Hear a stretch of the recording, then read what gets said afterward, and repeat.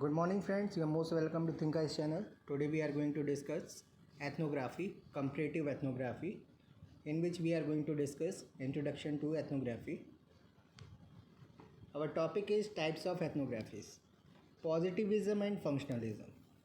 The early ethnographies were based on the theoretical concept of functionalism that assumed that culture were bounded, static and homogeneous.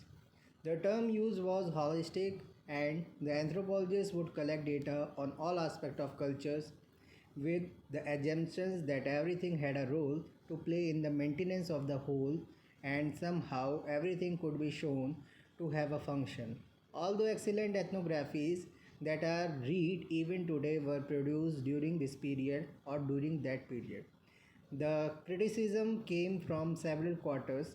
Firstly, the assumptions of very or every aspect of culture being harmonious and in equilibrium was shown to be more in the mind of the anthropologist than a ground reality. Firstly, the assumptions of every aspect of culture being harmonious and in equilibrium was shown to be more in mind of the anthropologist than a ground reality. Most of the ethnographies were produced by scholars who belonged to the colonizing countries such as England and France, and the communities studied were already under the devastating influence of colonial rule that had played havoc with their population and ways of life. Many had been almost depopulated by diseases brought in by the white population. Many had suffered loss of their ways of life and livelihood, and all were under the impact of the foreign rule. To a scholar like Malinowski, history was equated with literacy, Yulin, 2001, because following the premise of positivism, they presumed that the knowledge about another society that they were producing was both scientific and objective. In other words, the history of an illiterate population could at best be conjectural and not the real history of the literate. Further, although he professed that the aim of ethnography was to understand the native way of life and their mode of understanding, in actuality, he imposed his own analytical understanding upon them. Explain, for example, the role played by magic in gardening activities. Thus, to the positivism anthropologists like Malinowski and Radcliffe Brown, Ivan Pritchard, and Leach, the real illumination of how things worked was with the anthropologist and not with the practitioners of the culture, who, even if logical, were not rational enough to reason why they did things as they did. More critically, many of the things that were said to be true and or had a real existence for them were regarded as only beliefs without any ontological status.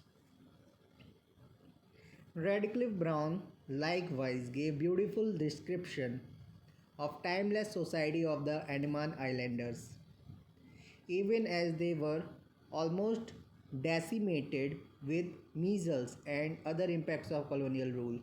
His analysis also privileged his own objectified view of the universe with no reference to the actual thinking of the native population.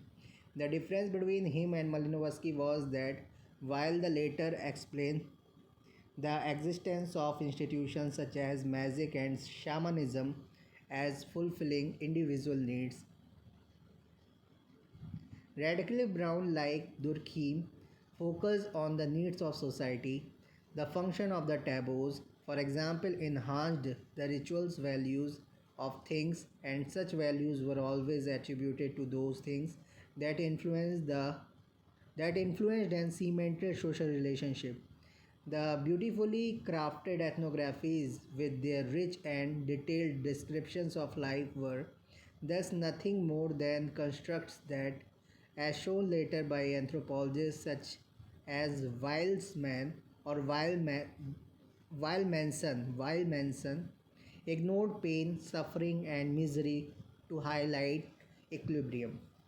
The notion of history was brought in the boys or in by boys whose theory of cultural particularism was supported by his contention that the uniqueness of each culture was a product of the history of its history.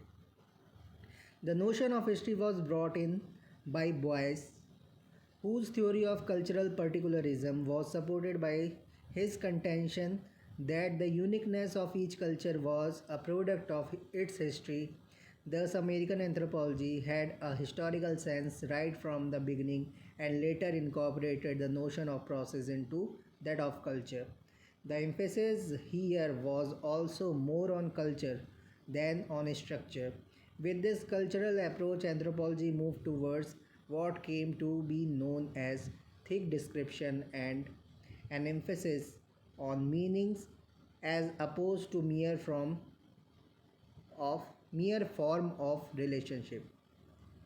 Clifford Geertz himself has given an example of thick description when he says that the mere recording of an act like a wink cannot communicate its real meaning as it occurs as an event. For example, it can be a real wink, wink, like communicating directly to the observer, or it can be a theater where an actor masquerading masquerading a wink, or it can be a mere muscle twitched, an involuntary action with no meaning.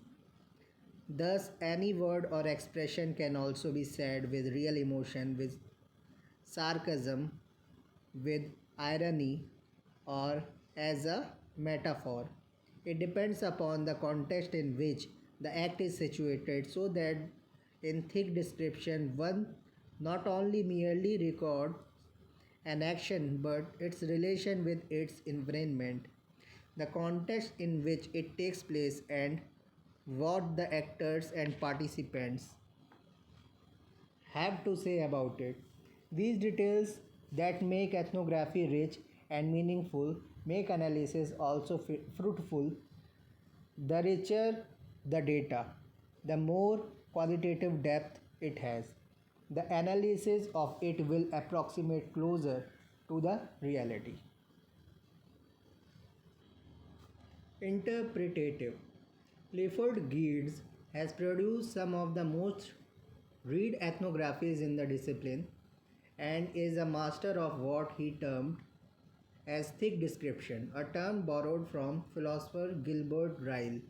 An attempt to go into the minutest details of an event in order to elucidate